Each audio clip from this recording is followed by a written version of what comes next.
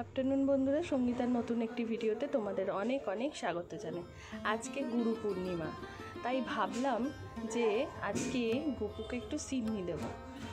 কালই ভেবেছিলাম, তবে সেরকম কিছু ছিল না মনের মধ্যে। সকালবেলা কর্তামশাইকে বাজারে পাঠিয়ে দিলাম যে না, ভেবেছি যখন আজকে সিন্নি আমি দেবই, তাই জন্য অল্প একটু আয়োজন করেছি, সেরকম কিচ্ছু করে উঠতে পারিনি।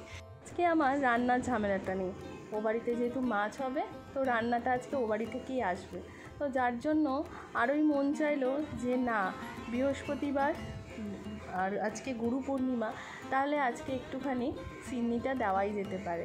তবে হ্যাঁ, এবার হয়তো তোমরা বলবে যে গুরু পূর্ণিমা আমি মাছ খেয়েছি।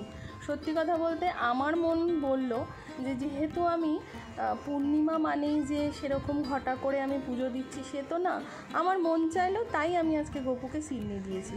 তার জন্য আমি আজকে আর সেরকম কিছু মানিনি। জানি না আমি পাপ করলাম কি করলাম।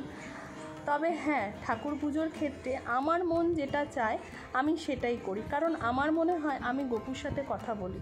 আমার মন থেকে যেটা চায়, আমি কারোর নিয়ম মানি না, আমার মন থেকে যেটা চায় আমি সেরকমভাবেই গপুকে পুজো করি, এবং গপু আমাকে যা দিয়েছে আমি তাতেই খুশি এবং তাতেই সুখী।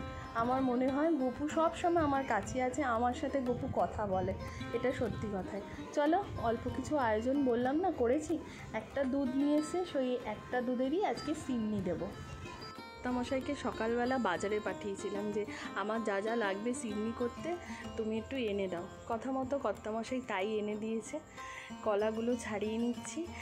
ছোটোবেলা থেকেই আসলে না আমি এই পুজোর পরিবেশে বড় হয়েছি। আমার মামা বাড়িতে, বড় মামা বাড়িতে পূর্ণিমা মানেই সিন্নি দেওয়া হতো, আর সেই সিন্নি মানে প্রত্যেক পূর্ণিমায় দেখতাম সামনে বসে, দারুণ লাগতো। এই আটার সিন্নি, আর আমি জানি না কারা কি দাও, তবে সিন্নি মানে আটা দিতেই হবে, আটা ছাড়া সিন্নি হয় না। তো যাই হোক, আটা দিয়েছি হচ্ছে গুড়। এটা কি গুড় আমাকে জিজ্ঞেস করো না, গুড় না অনেক রকমের হয়।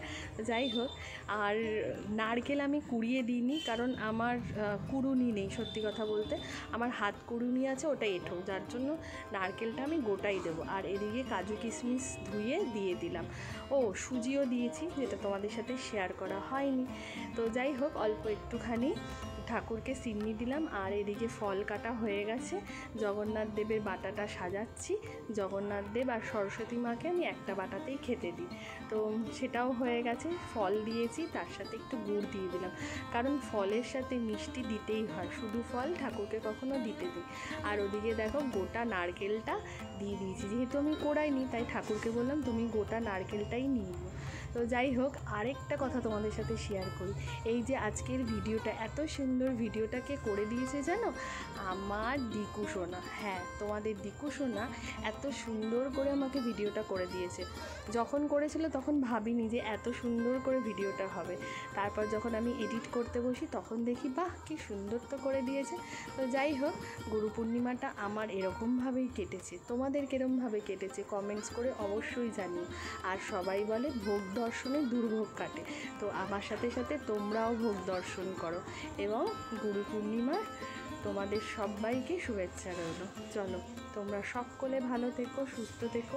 দেখা হচ্ছে খুব শিগগিরই নেক্সট একটি ব্লগে। ততক্ষণের জন্য তোমরা ভালো থেকো। এবং দেখো, পুজোর পর আমার গপুর মুখটা কি সুন্দর চেঞ্জ হয়ে গেছে না? আর ভিডিওটা কেমন লাগলো অতি অবশ্যই কিন্তু জানিও। চলো, টাটা।